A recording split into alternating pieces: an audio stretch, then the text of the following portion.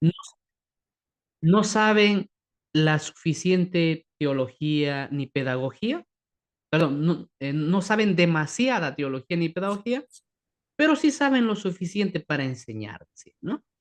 Con eso que lo que quería decir, obviamente, que en estos 5 años de preparación, o a veces hacemos una especialidad, una segunda especialidad, ¿no? Siempre la formación, pues, nos queda siempre corta, ¿no? Porque nuestra doctrina es amplísima, ¿no? Es muy amplia y nunca podemos saberla todo, ¿no? Igual, ¿no? Cada uno de nosotros vamos profundizando, vamos leyendo, yo voy capacitándome cada día, hay que ser un poco rigurosos en eso, ¿no? En nuestra preparación. Entonces, un docente nunca se puede quedar con aquello que aprendió en el pedagógico o aprendió en la universidad. Más Si se queda allá de así, ahí, mal. más, Bien. Siempre tenemos que ir buscando, más creciendo, allá de la reta. poder servir mejor, ¿no? A los demás. Bien, entonces por ello, pues igual, así como el libro del Pentateuco hemos descubierto cosas muy bonitas que nos ayudan. De igual manera, vamos a adentrarnos en el libro, en los libros históricos, y vamos a ver que también vamos a sacar cosas interesantes, pues, de estos libros. Bien, vamos a ir viendo un poquito la parte más teórica y luego ya lo vamos a ir aplicando también a ciertos casos. Bien, ahora, antes de empezar, no sé, el examen, bueno, más que un examen, pues es ¿cómo llamarlo, no? Esta actividad ya les han compartido también las respuestas. No sé qué les ha parecido. A ver en el chat, ¿cómo les ha parecido? ¿Fácil, muy sencillo, muy difícil? ¿Cómo les ha parecido? ¿Cuántos puntos cómo les ha ido en el examen? A ver, quiero leerlos, a ver, maestros. A ver si están despiertos. ¿Quiénes están en el mundo de los vivos? A ver, ¿cómo les ha ido el examen? ¿Qué tal les ha parecido? Escriban, a ver, en el chat, por lo menos para enterarme de algo, ¿no? Muy bien, maestro. John Arroyo dice excelente. ¿Quién más está despierto por allí? Muy bien, les ha ido muy bien. Ujú. Fácil, pero me ayuda a reflexionar. Listo. Interesante. Ujú. Muy bueno. Excelente. Ya. Muy bien, maestro. Ya está. Excelente. Bueno, yo estoy seguro que aquí no solamente hay maestros de educación religiosa, estoy seguro que a lo mejor hay de otras especialidades, pero que están dando el área. Y pues están llevando esta formación, ¿no? Supongo, ¿no? Supongo que, aunque, pues obviamente es una manera de, así es, ¿no? Aunque obviamente supongo que la mayoría pues son del área. Ahora, ¿qué quería? Más que como ya tienen las respuestas, lo que sí quería apuntar un poquito, maestros, es en estas preguntas que se parecen algo a los exámenes también de nombramiento y ascenso que les pueda servir, como estrategia general, lo que yo les daría, maestros, es nosotros tenemos el modelo socioconstructivista y en el modelo socioconstructivista el docente es mediador del aprendizaje, ¿ya? El docente no hace el aprendizaje, es mediador, siempre facilitador, ¿no? Entonces el docente siempre va a ayudar a que el estudiante desarrolle el aprendizaje. Entonces, en todos los exámenes, tanto de nombramiento como ascenso, siempre las respuestas van a ser correctas aquellas respuestas en las que el estudiante sea el que desarrolle los aprendizajes, no el docente, ¿no? Entonces, si la alternativa va, el docente les explica, no va por ahí la respuesta, ¿no? O el tema de la memorización, ¿ya? Entonces, según este modelo pedagógico, pues eso nos puede servir, ¿no? Por ejemplo, aquí en la primera pregunta dice, durante una clase, un estudiante pregunta, ¿por qué la Biblia no menciona teorías científicas como la evolución? ¿Qué debería hacer el docente como mediador del aprendizaje? Bien, evitar responder para no generar discusión es una actitud obviamente inadecuada de un docente. No se puede quedar callado. Decirle que esta palabrita, decirle, explicarle, no va con el modelo socio-constructivista. Promover el diálogo mostrando que la Biblia, ya, bien, por ejemplo. Bueno, eso sobre todo quería animarles, ¿no? Como comentarles, bueno, yo obviamente llevo muchísimos años preparando para el nombramiento y ascenso, y eso es lo que les podía ayudar también a ustedes en los exámenes de nombramiento y ascenso, los que son del área. Siempre las respuestas hay que tener cuidado con el tema de explicar. Es verdad que a veces va a haber preguntas que en las tres dice explique, explique, explique, entonces hay que ver ahí en cuál de las alternativas también hay mayor trabajo del estudiante para desarrollar su aprendizaje. Bien, entonces básicamente eso con respecto al examen, creo que tienen ya las respuestas, espero que les haya ido bien. Bien, muy bien, a no ser que haya alguna pregunta con ellos, si no, pues vamos a adentrarnos ya, estimados maestros, a nuestro segundo módulo, que son los libros históricos, ¿no? Los libros históricos. A ver, cuando hablamos de libros históricos, escriban ustedes en palabras a qué les suena, ¿no? A ver, libros históricos, díganme en palabras por allí, que es para así en una palabrita, en dos palabras, escriban algo. Alguien puede decir, no sé, Josué, o alguien puede decir, no sé, historias, hechos, a ver, profetas, ¿ya? Muy bien, algo dicen profetas. ¿Qué más? Maestra Rosa dice profetas. ¿A qué más? ¿A qué le sale? Estoy queriendo sacar, recoger saberes previos, ¿no? Maestra Rosa Luz, ¿ya? Historiografía, muy bien, maestro John Arroyo, ¿no? Vamos a sacar, recoger saberes previos de los maestros antes de adentrarnos a profundizar un poco lo que son los libros históricos. Muy bien, a ver quién más está por allí despierto. La maestra Viviana dice, no puede registrar. Muy bien. Historias como Ruth. Ujú. Bueno, muy bien. Por lo menos tenemos algunos maestros por ahí que están en el mundo de los despiertos. Otros creo que ya están dormidos. Bueno, vamos allá. Entonces, estimados maestros, voy a proyectar el módulo segundo. Le he compartido también al director el módulo primero para que les hagan llegar. No sé si les han hecho llegar y si no, pues ya les harán llegar sobre el material. Bien, muy bien. Tenemos entonces aquí, a ver, ¿qué me dicen por acá? Ya narran la historia del pueblo de Israel. Muy bien, todas estas cosas vamos a ir profundizándolas. Entonces, libros históricos, ¿no? Cuando hablamos de históricos, dice aparentemente, pues nos suena, ¿no? A algo que ha pasado, a hechos, a acontecimientos, ¿no? Pero dice aquí del Antiguo Testamento, por lo tanto, desde ahí me va apuntando ya a hechos que han pasado en el Antiguo Testamento. Introducción general a los libros históricos del Antiguo Testamento. Ya es la sesión 1. A ver, vamos a entrar. Primero vamos a hacer una introducción general y luego vamos a ir entrando ya a conocer un poquito libro por libro. ¿Ya? Muy bien. Listo. Si ya excelente. Si les han mandado, genial. Vamos a ver, definición, delimitación y ubicación en el canon. Los llamados libros históricos, fíjense, está entre comillas aquí históricos, porque ya vamos a matizar ya. Los llamados libros históricos del Antiguo Testamento no constituyen una categoría formal en el canon hebreo, una categoría formal en el canon, sino una clasificación teológica. ¿Ya? O sea, no es que están en el canon de tal manera porque cuentan hechos o acontecimientos como tal, sino en el sentido de una clasificación teológica por su enseñanza. Aquí dice, ¿no? Una clasificación teológica y pedagógica desarrollada por la tradición cristiana. Es la tradición cristiana lo que les ha dado esta denominación de libros históricos.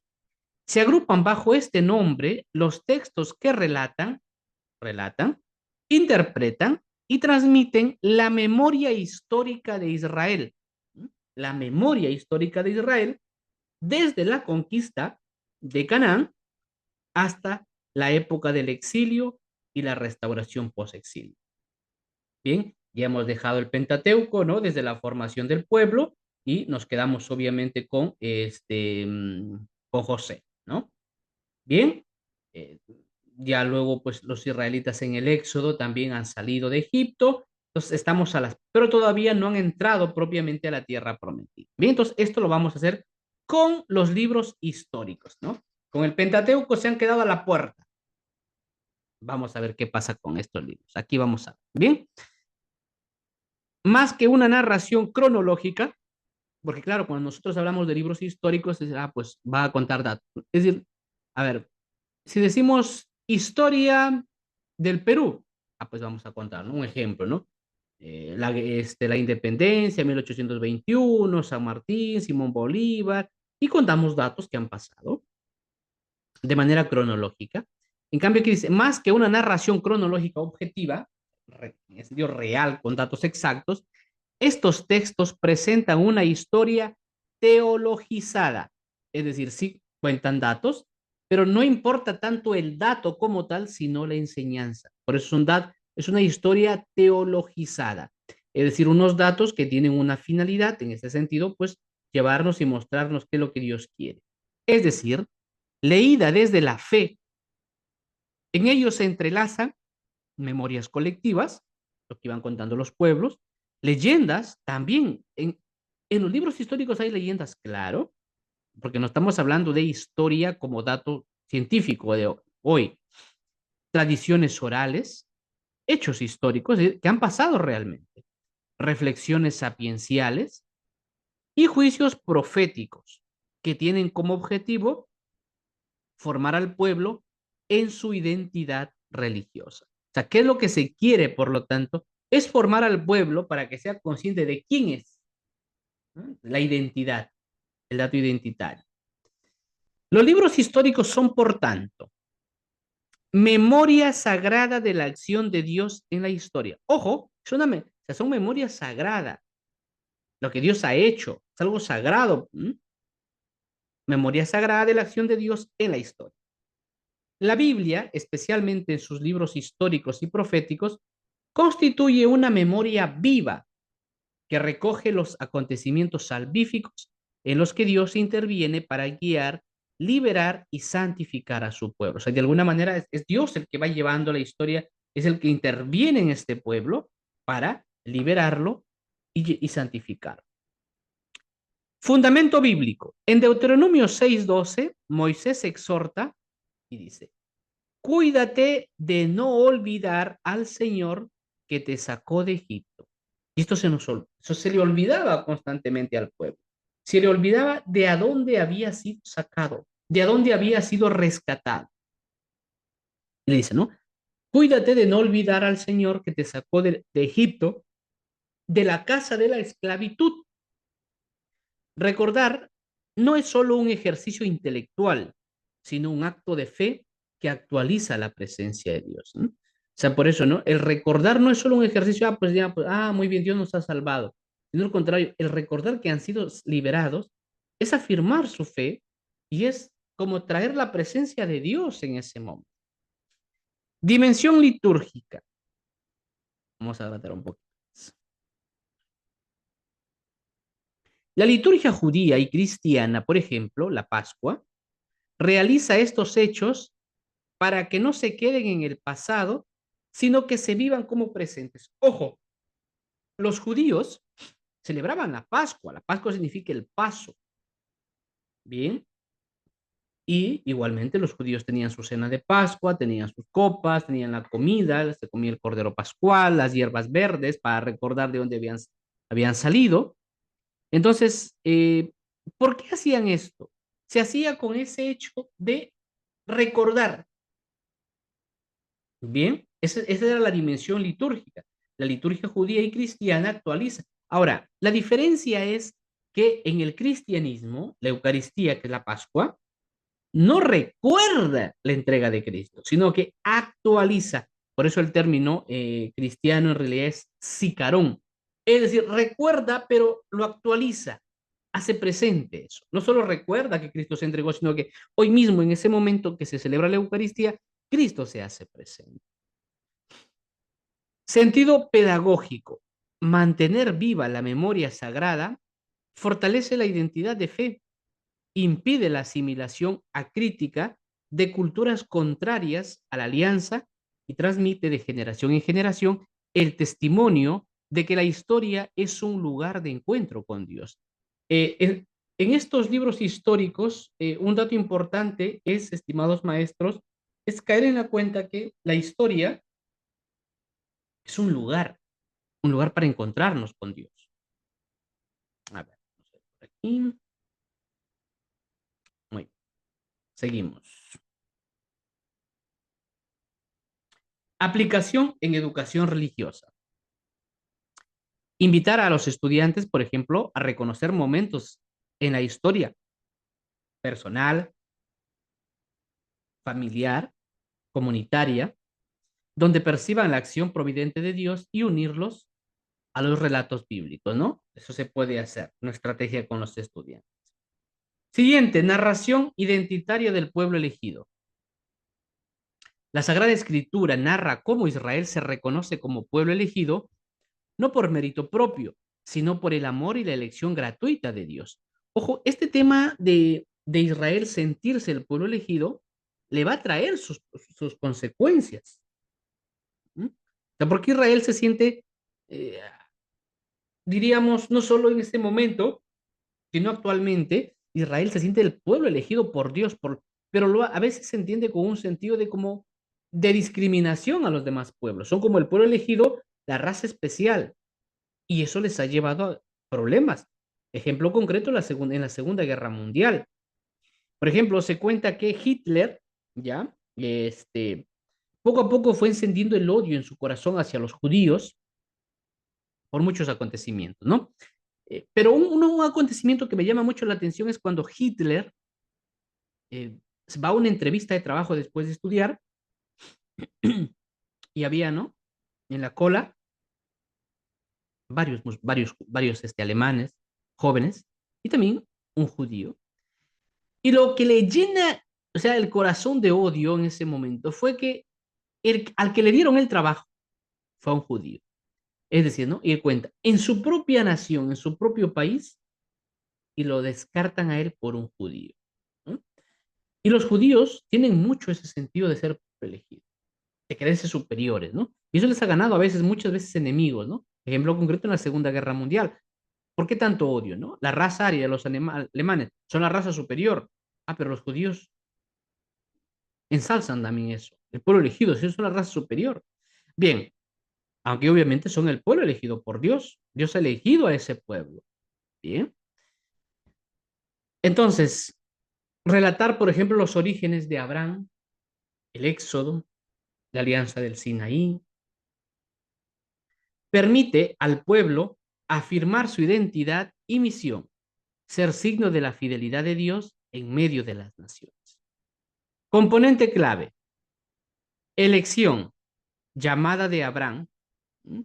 Y la promesa de descendencia y tierra. Vamos a ver, fíjense, vamos a ver. Vamos a leer Génesis, aquí vamos, ¿no? Génesis 12, aunque obviamente eso no corresponde, ¿no? Pero, ¿qué es lo que pasa, no? Génesis 12, 1, 3. A ver, no.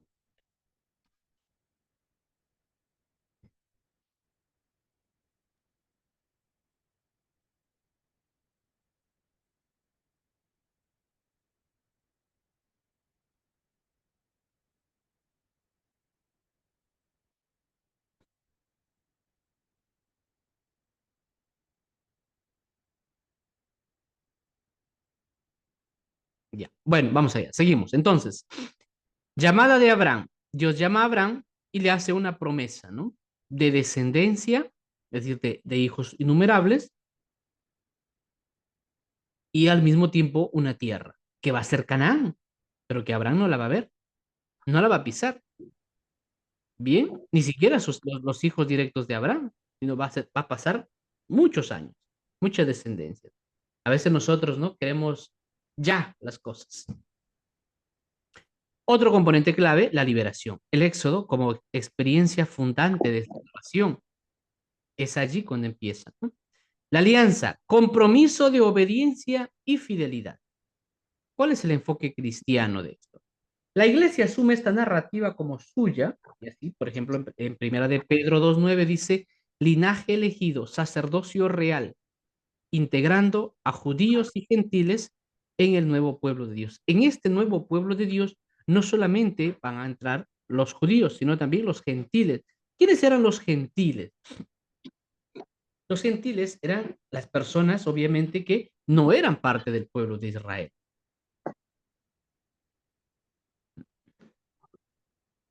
Aplicación pedagógica.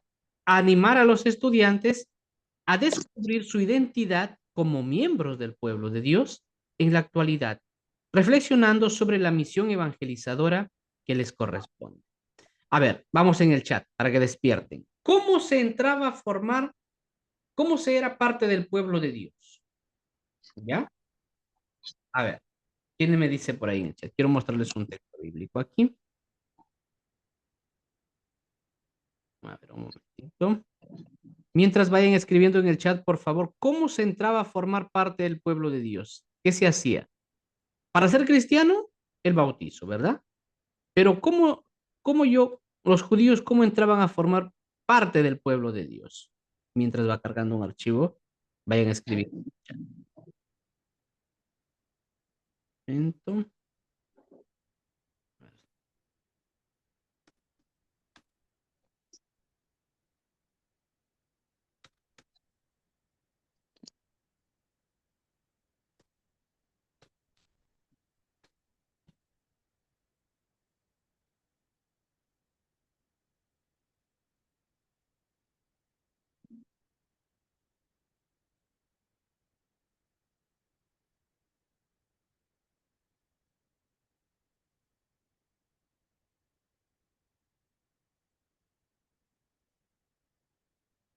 Sí, mientras estoy descargando. A ver.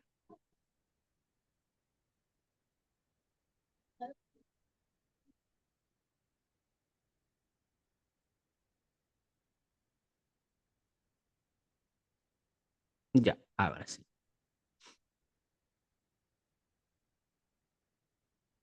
Muy bien. A ver, vamos a ver, maestros. El chat, ¿dónde está el chat? A ver, ¿quiénes han escrito? Quiero revisarlo. A ver, un momento, un momento.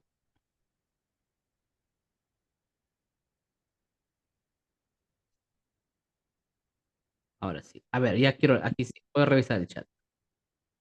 Con la circuncisión se necesita fe y la aceptación de la alianza con fe. O sea, imagínense, ¿no?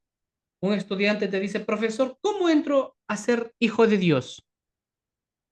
¿Cómo entramos a ser hijos de Dios, maestros? ¿Qué hace falta para ser hijo de Dios? ¿Qué te hace ser hijo de Dios?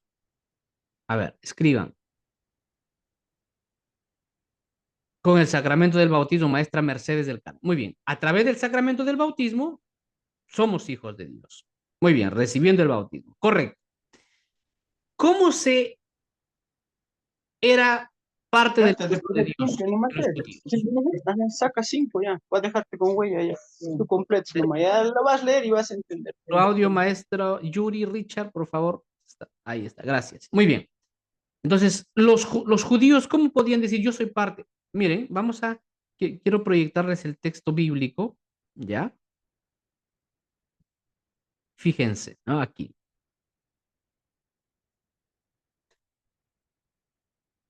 a ver, acá. Este es el pacto que establezco contigo. Tú serás el padre de una multitud de naciones. Ya no te llamarán Abraham, sino que de ahora en adelante tu nombre será Abraham, porque te he confirmado como padre de muchas naciones. Te haré tan fecundo que de ti saldrán reyes, naciones. Estableceré mi pacto contigo y con tu descendencia, como pacto eterno por todas las generaciones. Yo seré, un momentito, yo seré tu Dios y el Dios de tus descendientes. Y a ti y a tu descendencia daré en posesión perpetua toda la tierra de Canaán, donde ahora vives como extranjero, y yo seré su Dios. Muy bien. Ahora, cumple, Dios también dijo a Abraham, cumple con mi pacto, tú y toda tu descendencia, por todas las generaciones. Y este es el pacto que establezco contigo y con tu descendencia, el cual todos deberán cumplir, todos los varones que entre ustedes deberán ser circuncidados. Circuncidarán la carne de su prepucio. Esta será la señal del pacto entre nosotros. Todos los varones de cada generación deberán ser circuncidados a los 8 días de nacidos, tanto los niños nacidos en casa como los que ya hayan nacido o comprados por dinero a un extranjero y que por tanto no sean del estirpe de ustedes. Todos sin excepción, tanto el nacido en casa como el que haya sido comprado por dinero, deberán ser circuncidados. De esta manera mi pacto quedará como una marca indeleble en la carne de ustedes como un pacto eterno. ¿Ya? Pero el varón incircunciso, al que no se le haya cortado la carne del prepucio, será eliminado de su pueblo por quebrantar mi pueblo. Ojo, Fíjense, maestros, cuando Dios establece, ¿ya? O sea, cuando Dios establece su pacto con Abraham, va a haber un signo. Y el signo es la circuncisión. Y la circuncisión era cortar el prepucio del pene. Entonces, quien se circuncidaba a partir de ese momento entraba a formar parte del pueblo de Dios. No por la fe, sino a través de este signo. Cortar el prepucio fue parte del pueblo de Israel. La pregunta es, ¿la circuncisión se hacía en los varones y y las mujeres también? ¿La circuncisión era para varones y mujeres o no? Obviamente que no, ¿no? Porque las mujeres no tienen prepucio, ¿ya? Solo los varones. Por lo tanto, ¿quiénes formaban parte del pueblo de Dios? Los varones. Los varones eran los que formaban parte del pueblo de Dios. Porque el pacto se hacía solo con los varones. Los varones son los que pertenecen al pueblo de Dios. ¿Y dónde están las mujeres? ¿Mm? Entonces, ¿por qué no las mujeres? Porque el varón era la cabeza y la mujer era posesión del varón. Entonces, esa era como una cosa. El varón era el dueño de su mujer. Obviamente, vamos a ver que en la Biblia no es ajena a la cultura machista de su época. Bien, entonces la mujer pertenecía al varón, era parte de sus pertenencias. Entonces, por eso, si el varón se circuncidaba y entraba a formar parte del pueblo de Dios, con él entraban todos, sus esclavos, sus mujeres, todo. Vamos a ver, entonces, yo pregunto aquí, ¿ya? A ver, ¿se circuncidaban niños pequeños o no? ¿Sí o no? ¿Qué dicen?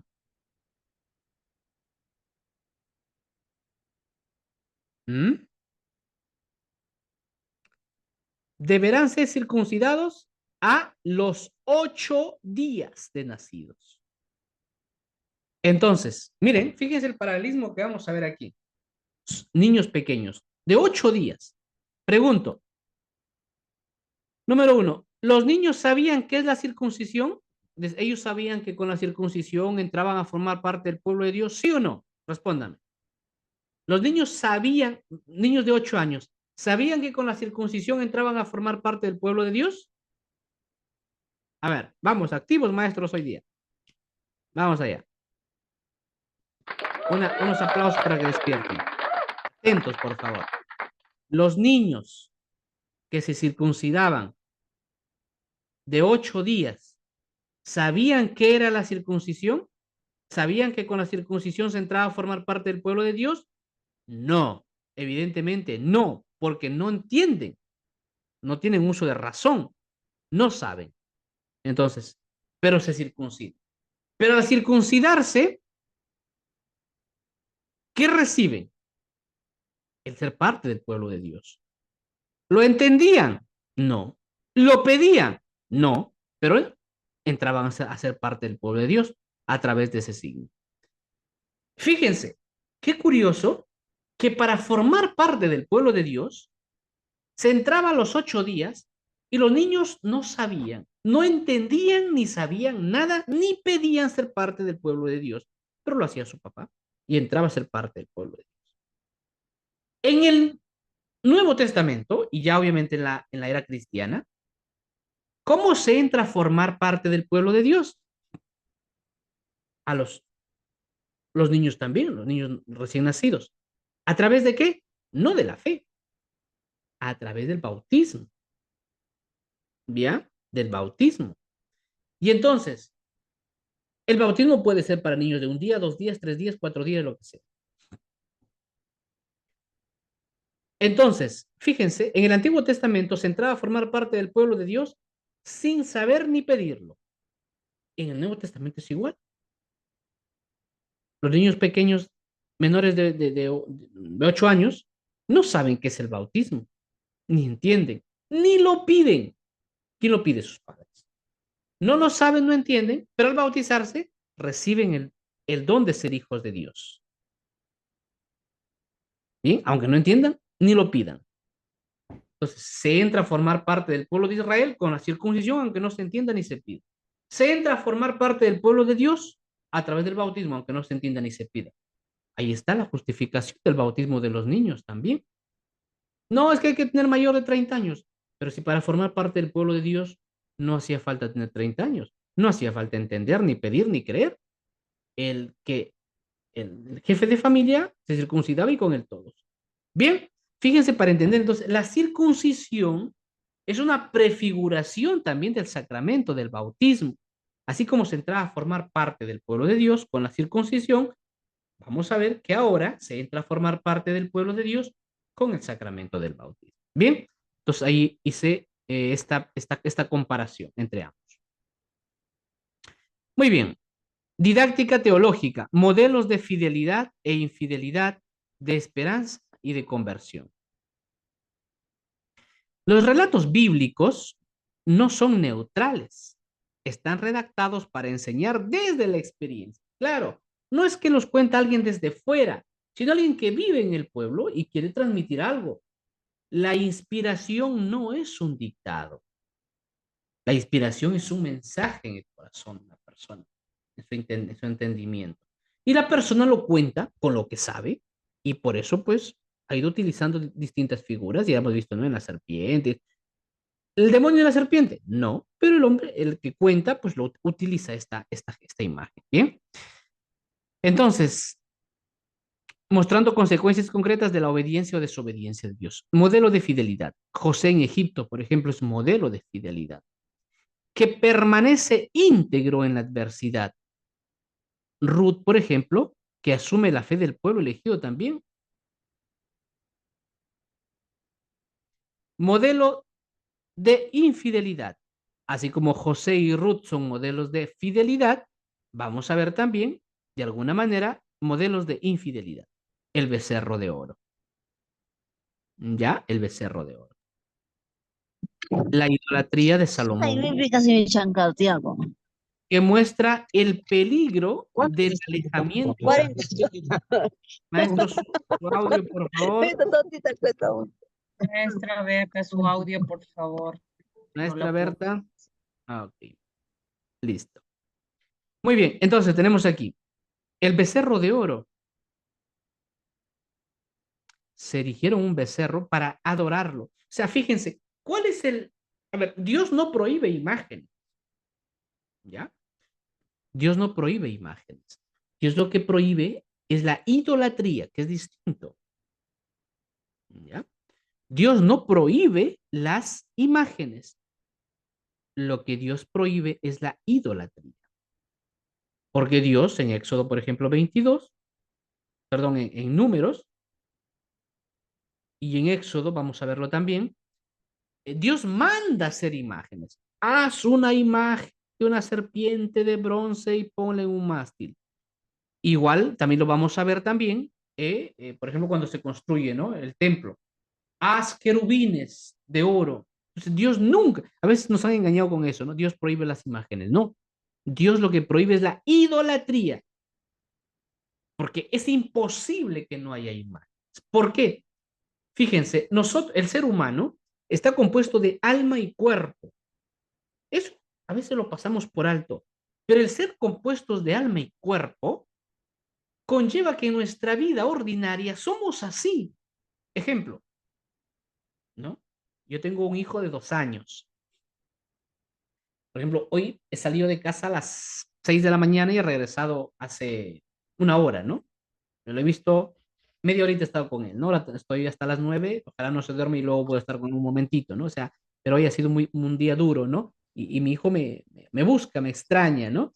Yo estoy dando, por ejemplo, clase ahora desde mi oficina, de donde doy clase, y él pues a veces viene a tocarme la puerta, quiere ingresar, ¿no? Entonces, pero ¿por qué les pongo este ejemplo? Porque, por ejemplo, ¿no? O sea, cuando yo le digo, hijo, te amo,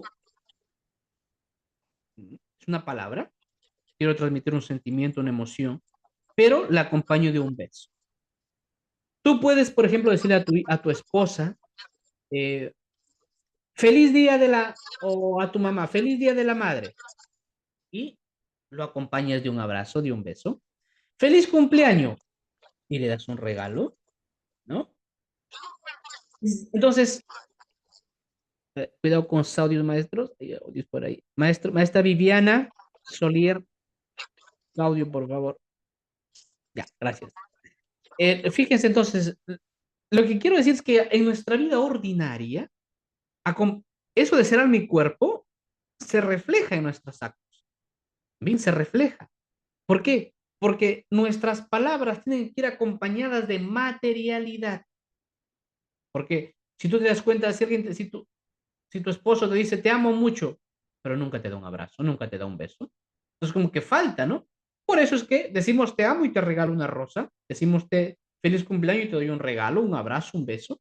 ¿Por qué? Porque el ser humano, como está compuesto de alma y cuerpo, el alma es lo que pone en movimiento el cuerpo, ¿no? A la persona, lo que da vida, de ahí viene, alma viene de ánima, lo que pone en movimiento al cuerpo. Bien, a la materialidad. Entonces, el ser humano necesita materializar lo que siente. Bien, fíjense que es tan compenetrado esto que a su vez es a la inversa. Quien dice estoy enfermo, estoy enfermo, estoy enfermo, se enferma. Porque estamos tan compenetrados entre alma y cuerpo que necesitamos materializar lo que sentimos, pero también si yo siento y me concientizo, materializo eso. Es que no estoy enfermo y me salen moretones. ¿Bien? Entonces, la constitución del ser humano es así, alma y cuerpo. Y en nuestras relaciones digo, te amo esposa, te regalo un corazón, algo material que se ve. Bueno, pues es igual con Dios. Con nuestra relación con Dios es igual. Te amo Dios. Muy bien. Para Dios, hacia nosotros, muy bien. Pero ¿cómo lo materializo? Ah, ya, cojo una imagen de Sagrado Corazón, un beso. Pero ¿por qué? Porque nuestro ser necesita materializar ello. Entonces, por eso es que, como Dios sabe nuestra constitución, manda hacer imágenes en el templo. Haz querubines. ¿Por qué querubines? Porque los querubines hacen referencia a la divinidad hacia Dios. ¿Ya? Entonces, Dios sabe que el ser humano es así, porque obviamente es nuestro creador. Entonces, el ser humano necesita materializar las cosas. Entonces, ojo, yo puedo tener imágenes y ser idólatra. O puedo tener imágenes y no ser idólatra. Yo tengo, por ejemplo, al frente de mi oficina una imagen, una fotografía del bautismo de mi hijo, ¿no? Que lo bautizamos a los 2 meses de nacido. Entonces, imaginemos, ¿no? O de mi madre también tengo aquí en mi oficina, ¿no? Cuando yo doy un beso a la foto de mi madre, ¿sí? Yo no doy hecho a la imagen, sino a quien representa. Pero ahora, esta fotografía de mi madre, ¿yo puedo idolatrarla? Por supuesto. ¿Qué es idolatría? Idolatría es dar un culto que le corresponde a Dios. Entonces yo diría, no, esta imagen es mi Dios. Ahí sí cambia, porque eso sí es idolatría, porque estás colocando a una persona, a una criatura en lugar de Dios. Entonces eso no es correcto. Por eso Dios lo que prohíbe, entonces, pero claro, pero ¿por qué entonces Dios dice no te harás imagen alguna de lo que hay arriba en el cielo al inicio? Luego continúa, porque Dios es pedagogo. Y entonces, así como al inicio, Dios permite que tengan varias mujeres. Dios permite al inicio las relaciones incestuosas entre familias, por supuesto. Pero como Dios es pedagogo, ¿por qué? Porque el hombre se va educando hasta que te diga, Dios, no, no puedes tocar a tu hermano. Bien. Entonces, claro, pero el hombre se va educando. Entonces, ¿cuál era el detalle? El detalle que era que en esta cultura, como se estaba formando el pueblo, bien, hacer una imagen era no representar a, sino que era Dios. O sea, para estas culturas circundantes, una imagen no representa, sino que es Dios. Entonces, cuando ellos hacen un becerro de oro, no es que representa a los becerros, no, es que ese se convierte en su Dios. Entonces, eso era lo que había en su contexto. Recuerden, para estos contextos, la imagen no representa, sino que la imagen es Dios. Entonces, claro, Dios está formando a su pueblo. Entonces, poco a poco, ¿qué dice entonces mejor Dios? No hagan imagen. ¿Por qué? Porque en el contexto, claro, para un judío era tan metido esto en su cabeza que hacer una imagen era no representar, sino que ser eso. Había un problema. Entonces Dios en esa educación dice, pues, no hagan imagen de lo que hay arriba ni abajo, nada. ¿Por qué? Porque para un judío no representaba, sino que era. Se va educando el pueblo y Dios cuando ve que obviamente el hombre va a ir, obviamente va formándose y dice Dios, haz una imagen. ¿Cómo? Pero primero dices que no y ahora que sí, ¿qué ha pasado? Lo que ha pasado no es que se contradice, profesor, no se contradice, sino que ya ahora está más capacitado.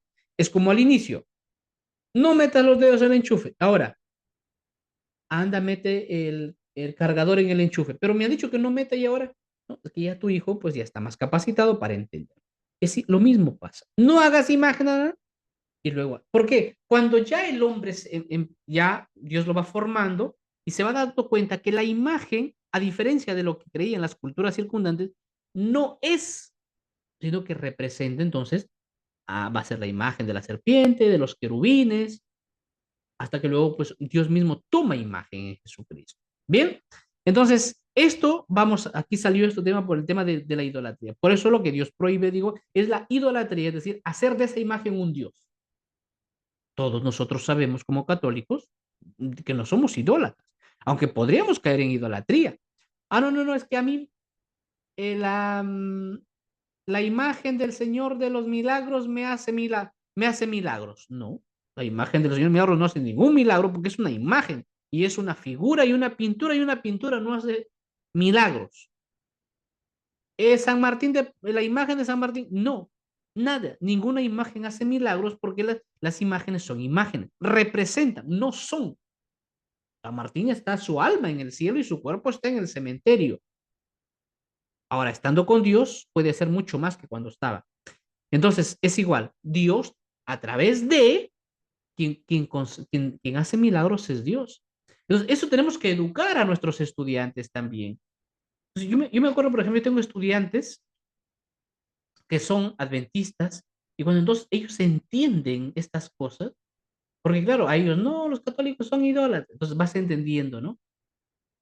Se va entendiendo cómo Dios va educando a su pueblo. ¿Bien? Entonces, en este caso, por ejemplo, el becerro de oro, hacer un becerro de oro no está mal, pero hacer de ese becerro un Dios sí está mal. Y vamos a ver aquí la idolatría, ¿no? Que como Salomón empieza, obviamente, las mujeres, muchas mujeres que tenía y mujeres paganas, lo llevan a esto, a caer en idolatría, que muestran el peligro del alejamiento de la alianza. Modelos de esperanza. Los profetas, por ejemplo, son modelos de esperanza, ¿no? Los profetas en el exilio, fíjense, maestros, vamos a ver también cómo el ser humano necesita materializar hasta en su oración, ¿no? O sea, mira, tú te vas a rezar en una iglesia que no hay ninguna imagen, es más frío, ¿no? Pero si tú entras a una iglesia y hay un retablo bonito, imágenes, te ayuda, eleva el espíritu, porque necesitas materializar, ¿no? Es como tú le dices a tu esposo, vamos a tener una cena romántica, ¿ya? Y hay un plato de comida y está sucia la cocina, y dices, oye, ya, pero es una cena romántica, ¿no? Conéctate. Pero sí, si hay una mesa con un mantelito bonito, un ramo de flores, unas velitas, su aroma, ayuda. Entonces, igual, en nuestra comunicación con Dios, las cosas externas que no son lo más importante, pero ayudan mucho. Bien, bueno, entonces, ahora sí, los modelos de esperanza. Tenemos los profetas en el exilio, por ejemplo, ¿no? Que anuncian la restauración y el futuro. Modelos de conversión. El rey Manasés. O Nínive en tiempos de Jonás, que se vuelve a Dios, que se vuelven a Dios y reciben su misericordia. El libro de Jonás es un libro muy importante porque nos habla de la misericordia de Dios y la salvación universal. Porque, o sea, Jonás, ¿por qué no quiere ir a predicar? No porque sea un mal profeta, no porque sea un mal hombre, Jonás no quiere ir a predicar porque Dios es misericordioso y se lo dice en su cara. Pero ¿para qué voy a ir a predicar a ese pueblo pecador si tú los vas a perdonar? O sea, que fíjense qué curioso, ¿no? Pero si tú los vas a perdonar, ¿para qué quieres que vaya? Tú los vas a perdonar porque tú eres un Dios misericordioso. Por las puras voy a desgastarme ahí predicando, si al final los vas a perdonar. ¿Mm?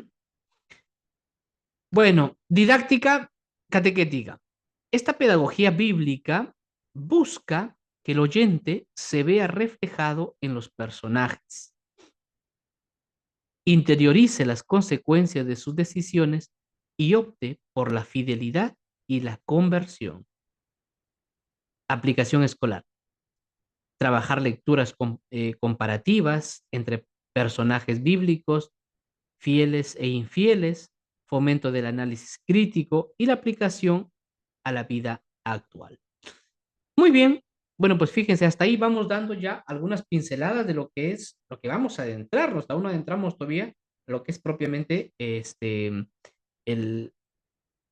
el libro, pues, los libros históricos, ¿no? Aquí, un momento. Muy bien, y luego, a ver, pasamos al punto 4, aquí. Literatura pedagógica, valores y principios a través de personajes, decisiones y consecuencias. En la Biblia, los relatos no solo narran hechos, sino que transmiten valores universales. O sea, fíjense, aunque se narra un hecho, no es lo más importante, sino lo que se transmite, los valores y principios morales, mediante las historias de vida de sus protagonistas. ¿Qué valores son transmitidos? Por ejemplo, la justicia y la misericordia. El rey Salomón en el juicio de las dos mujeres. ¿Ya? Por ejemplo, ¿cuál es la diferencia entre la justicia y la misericordia? Nunca la misericordia va contra la justicia, ni la justicia contra la misericordia. ¿Se acuerdan en este pasaje bíblico cuando de este mayordomo que sale a buscar trabajadores para que trabajen en su campo, ¿no? Y sale a media mañana y lleva trabajadores, ¿no? En la mañana, media tarde, en la tarde, y casi al atardecer ya, ¿no? Y a todos les paga lo mismo. Aquí, por ejemplo, se ve la justicia y la misericordia. ¿Por qué por qué la misericordia no es injusta? Porque respeta la justicia. Fíjense, ¿no? Estos que trabajaron en la mañana le dijeron, estaban molestos, ¿no? Señor, a nosotros nos paga lo mismo que a los primeros y eso que nosotros hemos aguantado el peso del día y todo. ¿Y qué les dice? Amigo, yo no soy injusto contigo, porque hemos quedado contigo en un denario. Ahora yo les quiero dar a este un denario también. O sea, a los últimos, en justicia, o sea, por justicia no les corresponde un denario. Por misericordia. Por misericordia es esto, no es el corazón. Entonces, pero claro, pero tampoco es injusto. ¿Cuándo sería injusto? Si a los de la mañana les cobraría medio denario para que esa mitad de denario les dé a los otros. Allí sería injusto. Pero no es injusto porque les da en lo que quedaron un denario y a los otros les da un denario aunque no corresponde propiamente. Ahí se ve claramente entre la justicia y la misericordia. Bien, la misericordia va mucho más allá de la justicia, pero nunca es injusta tampoco. Bien, bueno, vamos a parar aquí un momento, vamos a hacer un reposo para que despierten, para que se estiren, se levanten un poquito y volvemos. Bien, hay muchas cosas que vamos a ir profundizando poco a poco. Maestra Rosa. Está bien. Unos 10 minutitos, 15 minutitos, dígame usted, maestro. Sí, está bien 15 minutos para que se recreen los maestros. Ok, muy bien. Entonces volvemos 8:15, queridos maestros. Nos hagamos una pausa activa. Ya, maestro, muchas gracias.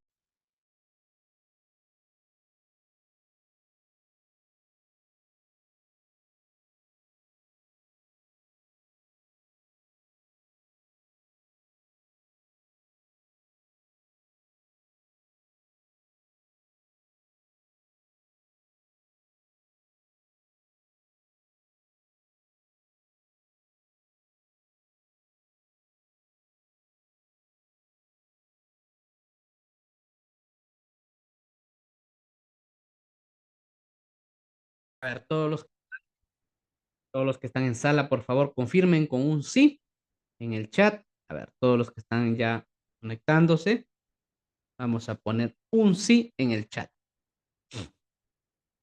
Muy bien, a ver, ¿quiénes están ahí despiertos y vivos? ¿Listos? Bien. Bueno, ya se han recreado un poquito, se han levantado, a lo mejor algunos han cenado, han aprovechado este tiempito.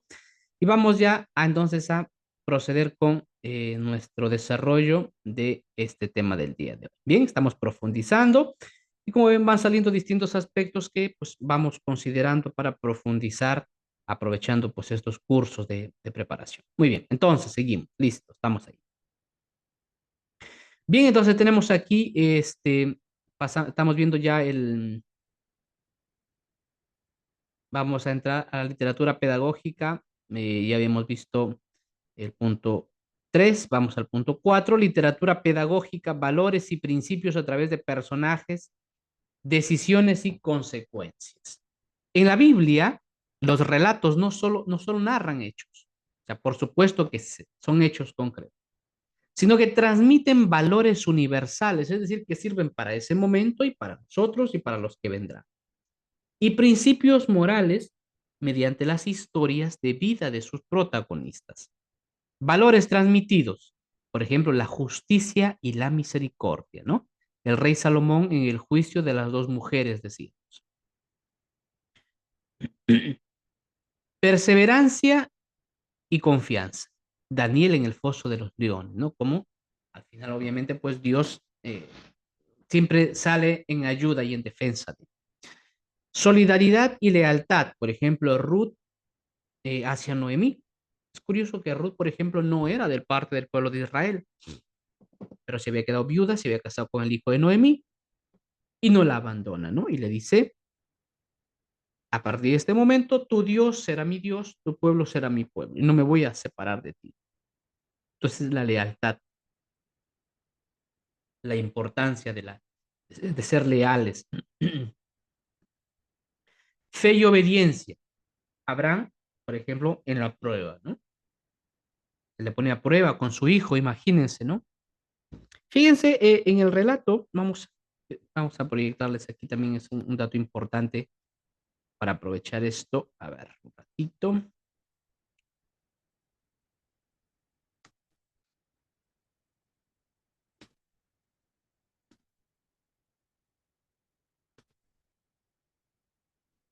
Voy a ir aprovechando así estos elementos para ir profundizando y vayamos conociendo, ¿no? Los aspectos que conlleva todo esto de aquí. Mm, mm, mm.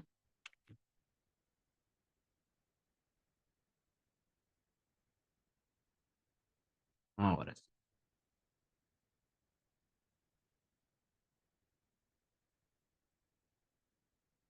Bueno, a ver, fíjense aquí, este es el pasaje de Génesis 22. Después de estas cosas sucedió que Dios tentó a Abraham. Abraham le respondió, heme aquí, dijo, toma a tu hijo, a tu único al que amas, a Isaac, y vete al país de Moria y ofrécelo allí en holocausto en uno de los montes que yo te diga. Imagínense. O sea, por un lado, ¿no? Imagínense, Abraham ya era viejo, tiene un hijo y encima Dios le dice ahora, ofrécemelo en sacrificio. Ahora explicamos el contexto, ¿no? Levantóse pues Abraham de madrugada, aparejó su asno y tomó consigo a dos mozos y a su hijo Isaac, porque Abraham pues era un hombre pudiente, ¿no? Pues tenía sus mozos. Partió la leña del holocausto y se puso en marcha hacia el lugar que le había dicho Dios. Al tercer día levantó Abraham los ojos y vio al lugar desde lejos. Fíjense, todo, miren, qué curioso. Para que vean, o sea, cómo en la Sagrada Escritura todo va hablando del Nuevo Testamento y los números que se emplean no son por las puras. Tenemos aquí, eh, hasta aquí vamos viendo. Vemos un monte, ¿ya? El monte Moria. Ya nos va a hablar de otro monte, del Gólgota. Vemos aquí a un padre que va a ofrecer a su hijo en sacrificio en el Nuevo Testamento, al padre que ofrece a su hijo Jesucristo. Vemos a Abraham, bien, vamos a ver aquí un poquito más adelante, Tomó Abraham la leña del holocausto, la cargó sobre su hijo Isaac, tomó en su mano el fuego y el cuchillo y se fueron los dos juntos. En el Nuevo Testamento tenemos también al Padre que ofrece a su hijo y Jesucristo carga también la leña, igual que Isaac. ¿Mm? Fíjense, es así, muy parecido. Dijo Isaac a su padre Abraham, Padre, respondió, ¿qué hay, hijo? ¿No? Aquí está el fuego y la leña, pero ¿dónde está el cordero para el holocausto? Y Jesús que dice, yo soy el cordero de Dios, ¿no? Dijo Abraham, Dios proveerá el cordero para el holocausto, hijo mío. Y siguieron andando los dos juntos, ¿no? Jesús que camina, ¿no? Hacia el Gólgota. Llegados al lugar de que le había dicho Dios, construyó allí Abraham el altar y dispuso la leña. Luego ató a Isaac, su hijo, y la puso sobre el ara encima de la leña. Alargó Abraham la mano y tomó el cuchillo para inmolar a su hijo, para matarlo. Entonces le llamó el ángel de Yahvé desde los cielos diciendo, Abraham, Abraham, dijo, heme aquí, dijo el ángel, no alargues tu mano contra el niño, ni le hagas nada, que ahora yo sé que tú eres temeroso de Dios, ya que no me has negado a tu hijo único. Fíjense, acá hay muchos datos importantes. ¿Qué pasaba en el contexto? En el contexto mesopotámico, babilónico, era normal los sacrificios humanos. De hecho, antes de la llegada de los españoles, aquí se ofrecía, México se ofrecían sacrificios humanos. Ustedes han visto la película Apocalipto, por ejemplo. O sea, se ofrecían para agradar a los dioses. No es algo, es parte de toda la historia. También en este contexto se ofrecían seres humanos a los dioses.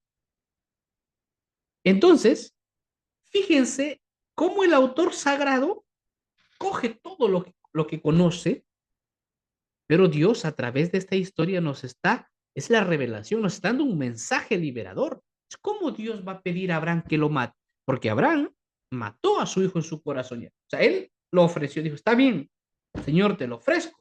Entonces lo que vio Dios es que Abraham no se reservó nada. Pero ¿qué es lo que quiere transmitir de fondo también esto? Más allá de la fe de Abraham y del sacrificio, lo que está diciendo Dios a los judíos de ese momento, que para ellos es normal ofrecer sacrificios humanos, les está diciendo, ojo, Dios no quiere esto. Dios no quiere. Ustedes aquí en el contexto ven que hay sacrificios humanos. Conmigo, de aquí en adelante, no va a ser así. Dios no va a permitir el sacrificio de seres humanos. Este pasaje es muy revelador. Esa es la inspiración. Ese es el mensaje. Entonces, las personas de este contexto entendieron, o sea, este Dios ya no quiere sacrificios humanos. Por eso reemplaza. Bien, entonces fíjense todo lo que... Por ese buen camino. Maestro Wilber Rojas, por favor, su audio. Ahí está, gracias. Bien, entonces, fíjense los datos interesantes. Miren, y eso que voy haciendo así brevemente, sacando algunas historias, ¿bien? Pero todo lo que hay en la Sagrada Escritura, ya saben, entonces, estaba permitido el sacrificio humano. Este texto lo que nos está dejando claro es que Dios no quiere sacrificios humanos. Bien, muy bien. Seguimos entonces. Tenemos aquí entonces la fe y obediencia, ¿no? Abraham de la prueba. Principios. La fidelidad a Dios conduce a la bendición. Como Abraham fue fiel, Dios lo va a bendecir. La injusticia y el pecado traen consecuencias negativas para la comunidad. El enfoque educativo. Esta literatura enseña a través de narraciones que provocan identificación y reflexión moral. Aplicación en aula.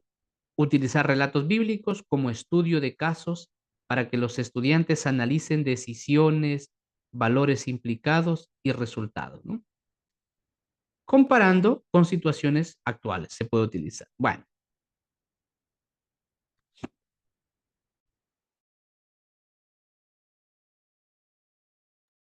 Delimitación. ¿Qué libros comprende esta sección? Ya luego vamos a ir viendo un poco más a profundidad cada libro, bien, pero ahora sí en general, estamos en esta introducción. ¿Qué libros comprende esta sección?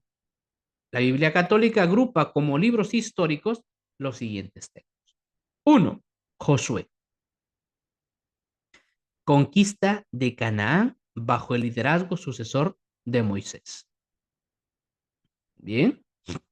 Tenemos también a jueces, los jueces, etapa de confederación tribal y liderazgo carismático.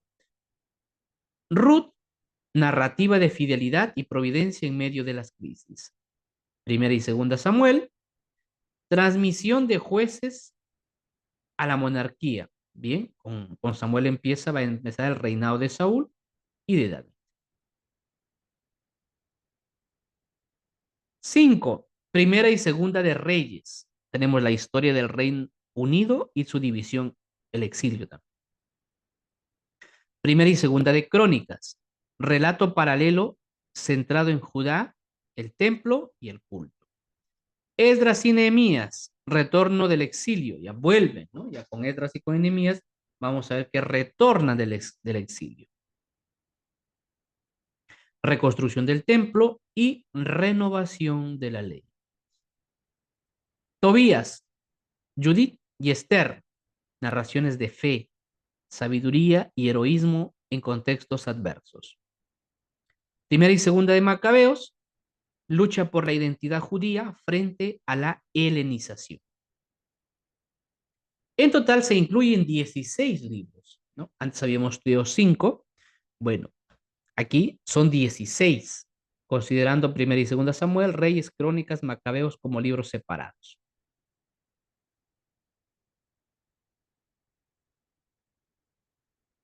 Estos libros representan diversos géneros literarios, históricos, épicos, sapienciales, hímnicos y didácticos. ¿Bien?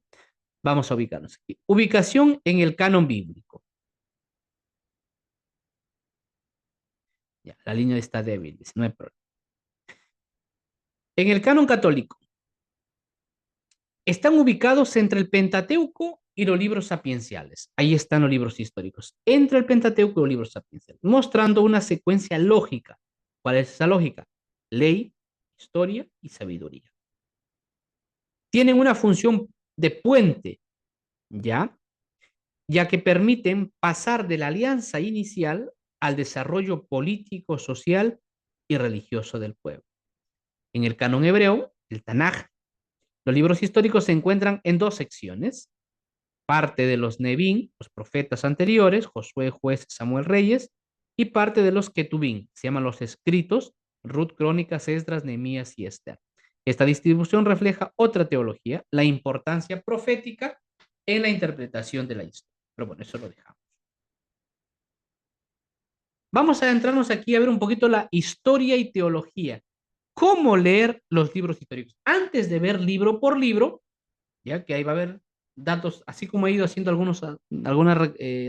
resaltando algunas cosas, así vamos a hacer también de los libros históricos, ¿no? Voy a coger algunas historias, datos importantes para poder analizar. Bien, entonces,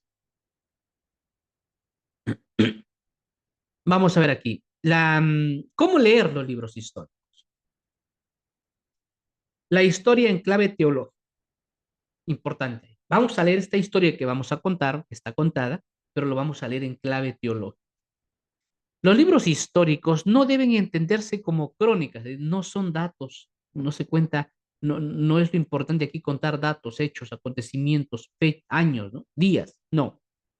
No deben entenderse como crónicas exactas ni documentos científicos. ¿Por qué? Porque la Biblia no es un documento científico, sino como relatos teológicos que se nos olvidan.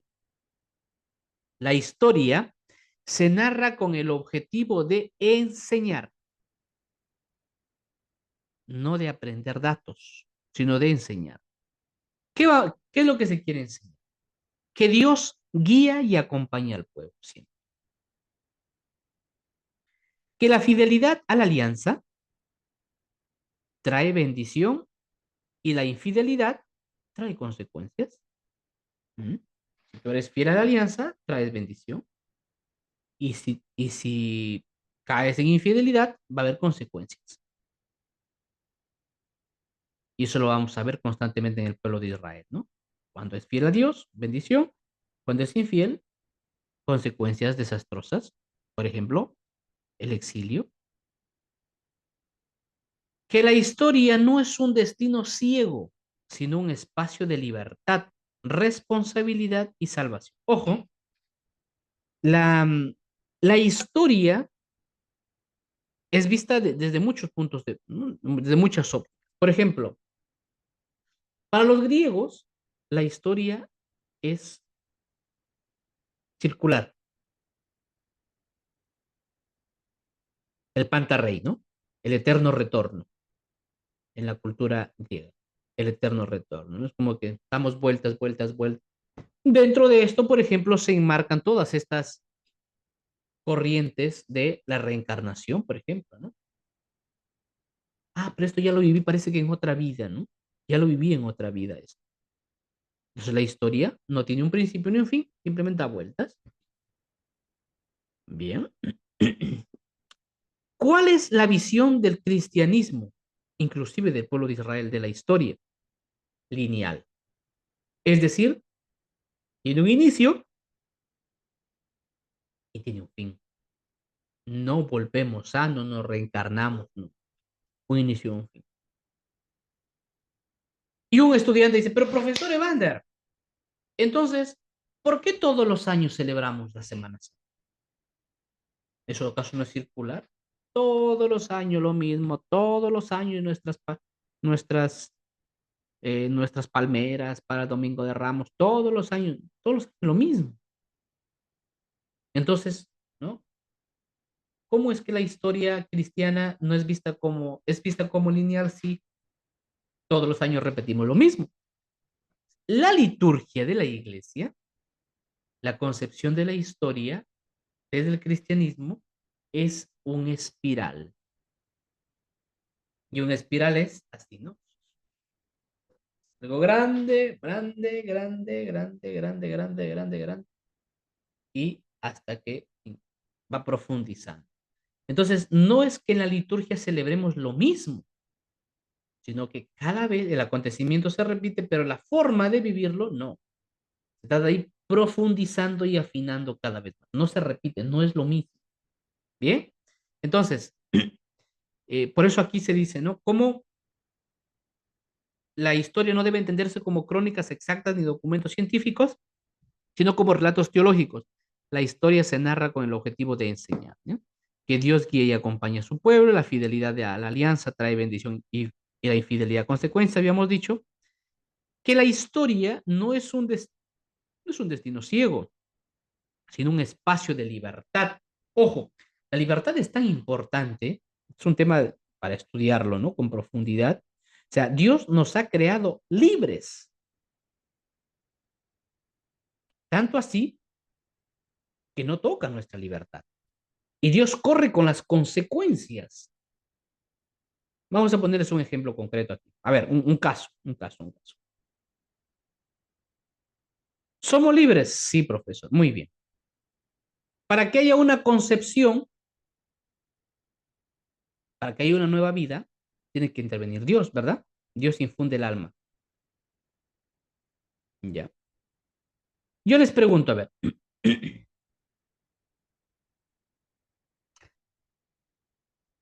¿alguna vez ustedes han escuchado, han visto que de un adulterio ha habido una vida concebida?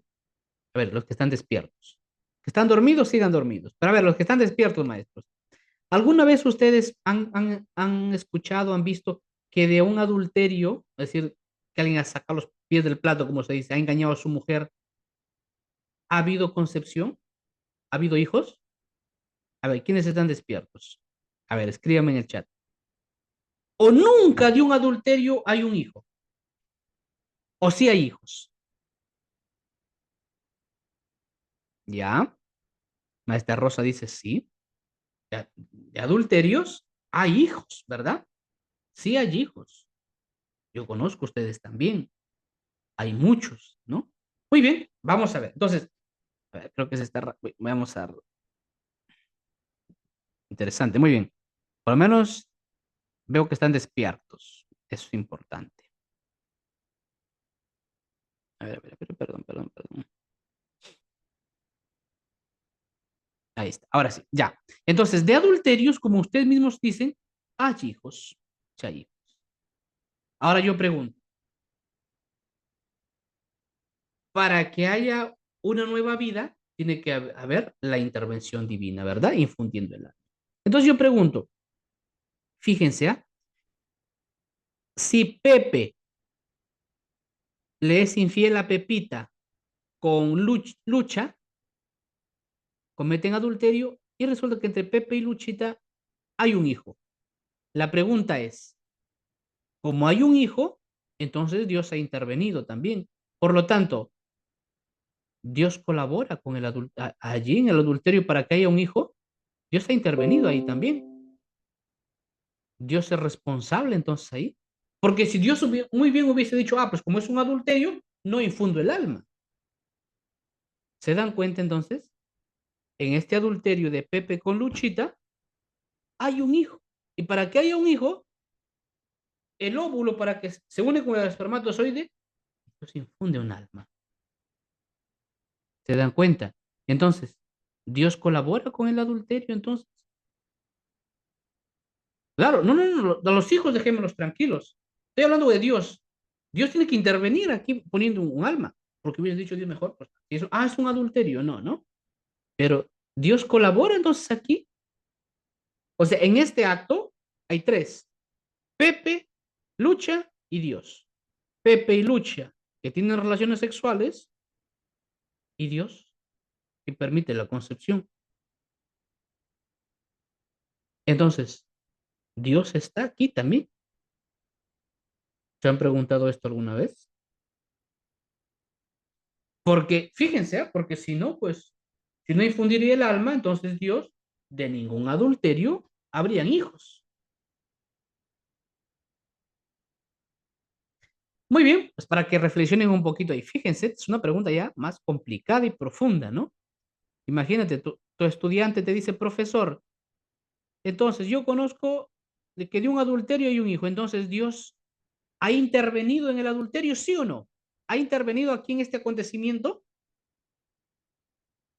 ¿Por qué? Porque hay un hijo. Y si hay un hijo ahí, porque Dios ha infundido un alma, hay un ser humano. Pero hay un adulterio. ¿Por qué Dios interviene si hay un adulterio permitiendo una concepción? Y hay muchos adulterios que hay concepciones. Los hijos, por supuesto, no tienen. No, aquí los hijos no los metemos. Aquí estamos con Pepito, Luchita y Dios. Tres en el adulterio, tres personajes: Pepito con Luchita y Dios.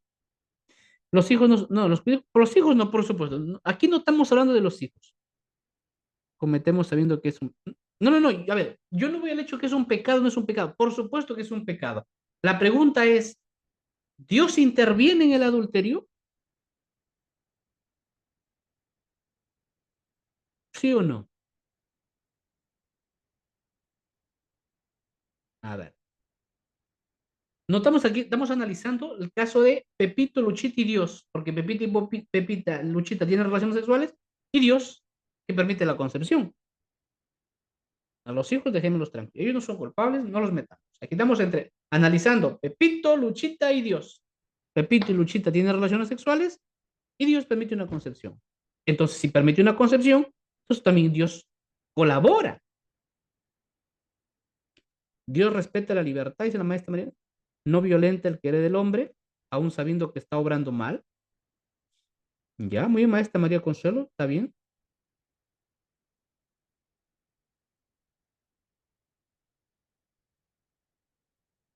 Ya, muy bien. Ahora, está bien, gracias maestro por participar. Fíjense, aquí está el detalle de la libertad. Todo esto se entiende desde la libertad. Porque Dios, vamos aquí dos cosas. Dios nos ha creado libres. Es decir, ¿qué es la libertad? Es la facultad que tiene el ser humano para obrar el bien. Cuando no obra el bien, no es libre.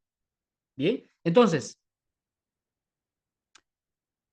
lo que hay que entender aquí es que no cada vez que hay una concepción, como que Dios se está infundiendo. Oye, a veces, no se embarazó porque Dios se distrajo un poquito, ¿no?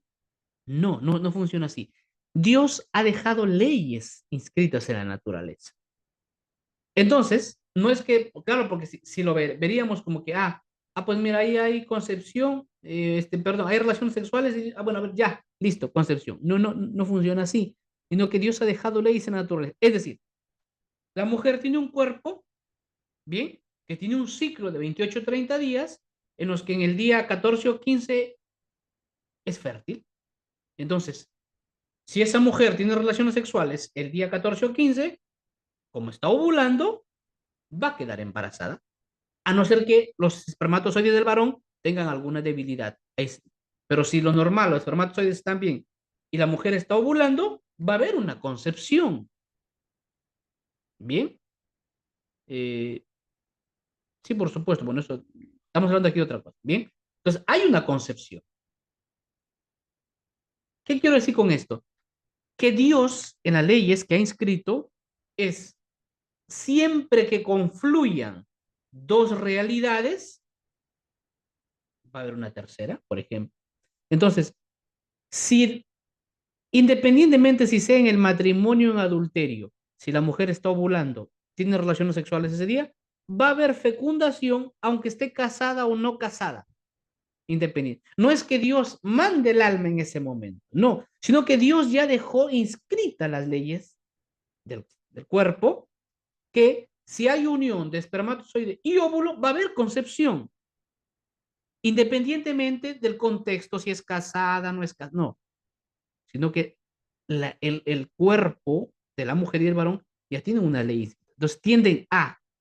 Entonces no es que Dios como que esté mandando, dice Dios, mira, hay fecundas, hay adulterio, bueno, pues embarazo. Entonces también como que sería Dios culpable de. No, no es así, ¿no? Sino que Dios ha dejado las leyes inscritas en la naturaleza y en el caso de los seres humanos, de tal manera que cuando esas leyes juntan y confluyen dan una tercera. Entonces, desde esa manera. Ahora, pero decíamos aquí el tema de la libertad. Fíjense que Dios al crearnos libres se juega el hecho de que nosotros hagamos aberraciones. Pero Dios quiere que seamos libres, porque el hecho de ser libres es meritorio, porque libremente amamos a Dios o lo rechazamos. Entonces, Dios al crearnos libres se está jugando el hecho de que cometamos aberraciones, hagamos cosas raras o le escupamos la cara o lo crucifiquemos. Pero Dios, a pesar de eso, nos ha creado libres. ¿Por qué? Porque Dios quiere seres libres. Muy bien, desde ahí entonces esta explicación.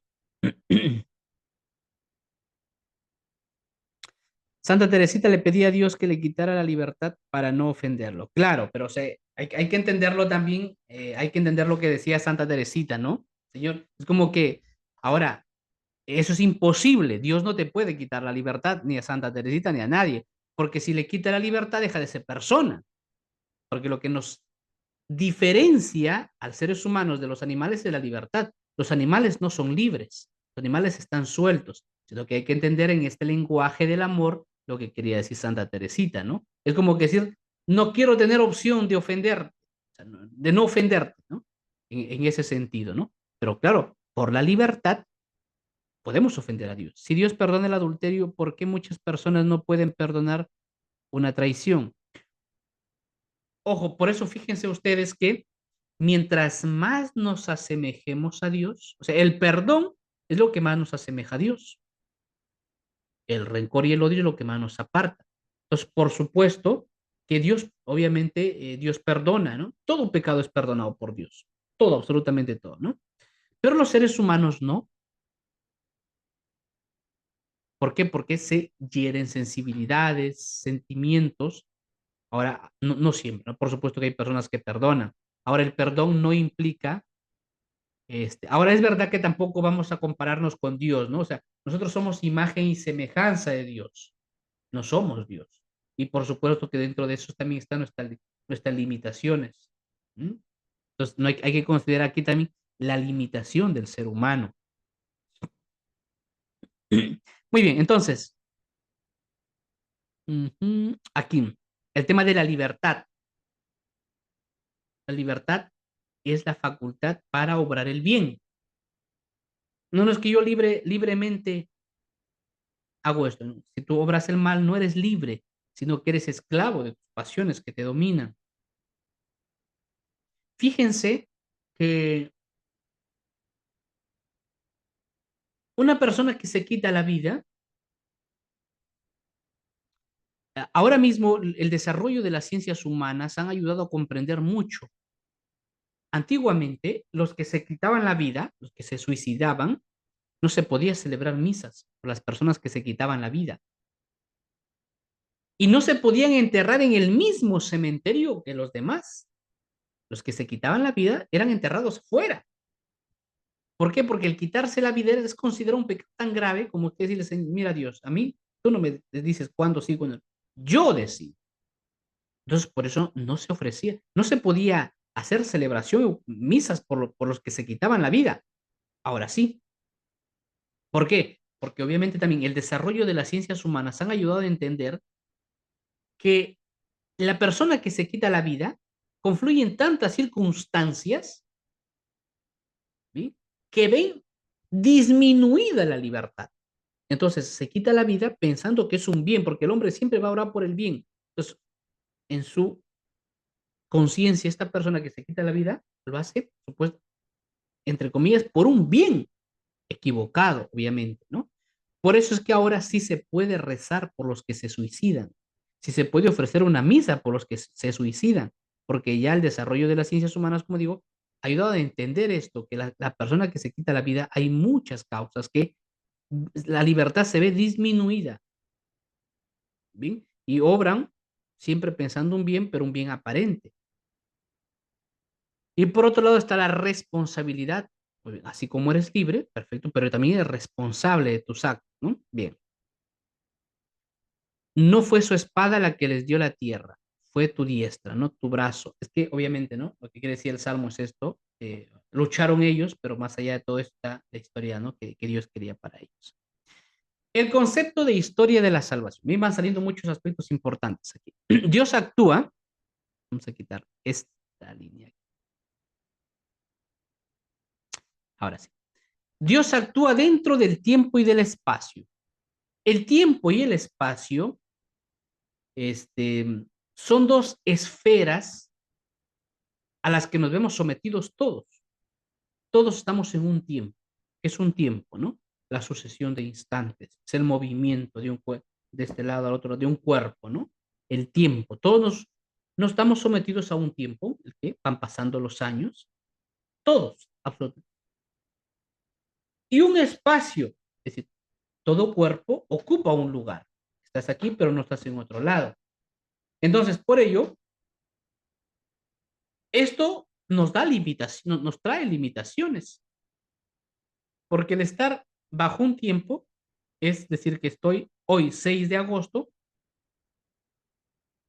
estoy aquí, bien, y va pasando, hay un tiempo, hay un pasado, hay un presente. El futuro, el presente en realidad es un presente continuo, porque el presente ya pasó, hoy, pero ya pasó, ahora, pero ya pasó, es un presente continuo, ¿no? Entonces, y la otra esfera es el espacio, ¿no? Estamos sometidos a un espacio. Estoy aquí en Tarapoto, pero no puedo estar en Lima. Estás en Ayacucho, pero no puedo estar en Trujillo. Entonces, estas son las limitaciones, estas esferas nos limitan a nosotros, a todos los cuerpos materiales, todos los seres materiales. Pero todo lo que no es material no se ve sometido a estas esferas espaciotemporales. Por eso Dios no es viejo ni joven, Dios es Dios. Porque el tiempo no es una categoría para definir a Dios. Dios no envejece, porque envejecemos los que estamos dentro del tiempo, no los que están fuera del tiempo. El espacio, Dios está en un lugar, no, porque Dios no está en el espacio. Dios es Dios. Por eso decimos, analógicamente decimos, va arriba en el cielo. Dios no está arriba, Dios no está abajo. No. El cielo no es un lugar, es un estado. Es un estado. Por eso que vamos a ir para arriba al cielo. Es una forma de decir, ¿no? Porque lo inmenso, lo profundo que no alcanzamos, ¿no? Pero Dios, o sea, el cielo no está en un lugar. El cielo es un estado de vida con Dios. Bien, entonces, obviamente, por eso, fíjense, ¿no? Cuando hablábamos del tiempo, el hecho de que nosotros estamos sometidos por el tiempo es que pasan los instantes, ¿no? Pero, por ejemplo, los difuntos, las almas, al salir del cuerpo, al darse la muerte, están fuera del tiempo y del espacio. Por eso, por eso rezamos por los difuntos. ¿Por qué rezo por un difunto? Dices, pero ¿y les servirá? Ya ha pasado 10 años, ¿no? Para ti han pasado 10 años. Para ellos es un tiempo distinto, es un antes y un después, pero no hay 10 años, 5 años, porque ellos no están bajo esa dimensión de espacio y tiempo. Entonces, por eso que para ellos es ¿cuál es su tiempo? Dios, y Dios siempre es actual. Por eso es que la oración que haces por tu difunto que murió hace 20 años, para ti han pasado 20 años, para esa alma, ¿no? Un antes y un después. Por eso la oración de ahora, por tu difunto de hace 20 años, es actual, es actual, es actual. Por eso siempre podemos rezar, porque para ellos no pasa sucesión de instantes, simplemente es un antes y un después. Por eso siempre se puede rezar por los difuntos. Consecuencia también de esto es que las almas no cumplen años, ¿no? A veces lo hacemos, ¿no? Una forma más no de, o sea, obviamente decimos, hoy celebro la misa por el cumpleaños de mi papá que cumple 60 años. Tu papá ya se ha muerto, no cumple años. Ya no hay cumpleaños. En el cielo no hay cumpleaños porque no hay ese tiempo. Bueno, ahora puedes celebrar una misa de acción de gracias pidiendo su alma así, pero, o sea, propiamente ya no cumple años. ¿Por qué? Porque se ha salido del tiempo. Es actual siempre. Bien, y el espacio. Bueno, fíjense estas categorías importantes. La historia de Israel es el marco donde se revela progresivamente su plan de salvación. Esta historia va desde Abraham hasta Jesucristo, siendo los libros históricos la etapa central del Antiguo Testamento. Muy bien. Bueno, aquí en este cuadrito se muestra, vamos a poner aquí, un poquito el tema, ejemplo bíblico, enseñanza, ¿no? Fidelidad a la alianza, tenemos Josué, la enseñanza, renovación del compromiso, liderazgo carismático, tenemos a jueces, Dios elige instrumentos inesperados, es igual aquí, ¿no? El reino de Dios, segunda Samuel, la promesa mesiánica a David, juicio y misericordia, reyes y profetas, Dios corrige con amor, restauración, vamos a ver con Esdras y Nehemías, la esperanza más allá del fracaso, ¿no? Dios como protagonista. En estos libros Dios libera a través de Josué, juzga y salva a través de los jueces, llama y unge a través de Samuel los reyes, perdona y restaura a través de Esdras, actúa a través de lo pequeño, por ejemplo, Ruth, ¿no? Una mujer insignificante, ¿no? Ante Esther, ¿no? Ante todo lo que tiene que enfrentarse, recompensa la fidelidad, por ejemplo, lo vamos a ver con Tobías y Judith. Bien, lo voy a marcar aquí para dejarlo allí, porque no quiero pasar al siguiente punto para no correr. A ver, preguntas, maestros. Ya. Muy bien, a ver, hasta allí. Ven, como ven, se van dando cuenta, van saliendo algunos temas interesantes, cosas que vamos profundizando, porque de eso se trata en estas capacitaciones, de profundizar cosas que a lo mejor en nuestra formación normal, ¿no? Básica, no podemos hacerlo, ¿no? Y por eso les invito siempre a la formación constante, ¿no? La universidad nunca nos va a dar todo ni el pedagogía, es la formación constante que nos va a ir ayudando a profundizar precisamente los misterios de nuestra. Muy bien, ¿cómo estamos, maestros? Bien, hasta ahí lo vamos a dejar el día de hoy. Estamos bien, estamos despiertos, estamos introduciéndose al libro, a los libros históricos. ¿Sí? A ver, ¿cómo vamos, maestros? ¿Alguna pregunta?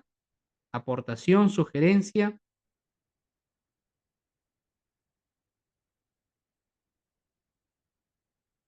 Bueno, parece que todos están dormidos. Maestra Rosa, por lo menos está despierta. Muchas gracias. No sé si hasta ahí lo vamos a dejar el día de hoy. Muy bien, ya están escribiendo. Muy bien, muy bien. Ya sí, sí, sí, maestro. Ahí están atentos. Muy bien, maestros. Pues nada, entonces retomamos, nos vemos el día viernes, ¿verdad? Muchas gracias por todo. Pues buenas noches a todos. Que descansen.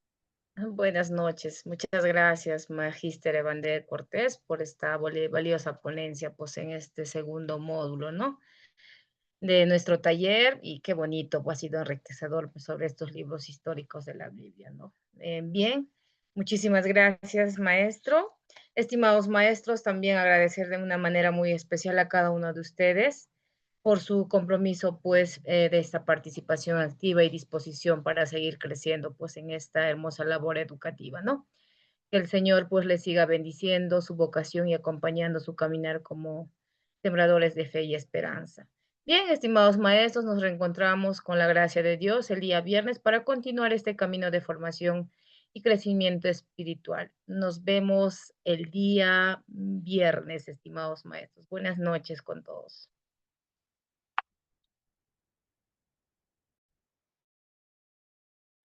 A ver, la asistencia me piden aquí. A ver, ¿quién me está pidiendo la asistencia? ¿Qué pasó? ¿Se olvidó? A ver, alguien decía la asistencia. Ahora vamos a hacer un intento por esta vez enviarle maestros. Por favor, la asistencia es a los inicios de nuestra actividad. Lo voy a intentar. Ahora vamos a... Un momentito.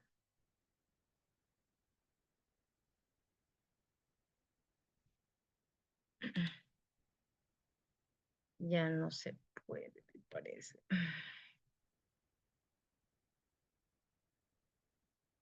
A ver, ahí está la asistencia, a ver, para que se puedan registrar.